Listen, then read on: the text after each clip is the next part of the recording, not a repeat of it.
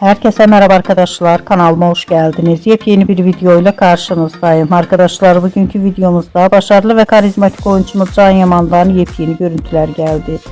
Can Yaman'ın Milano'da bir etkinliğe katıldığı muhteşem görüntülerini sizler için YouTube kanalımda video halinde sunuyorum.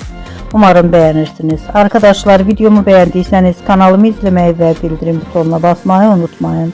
Şimdilik benden bu kadar olsun. Yeni videomuzda görüşmek üzere. Hoşça kalın, sağlıklı kalın.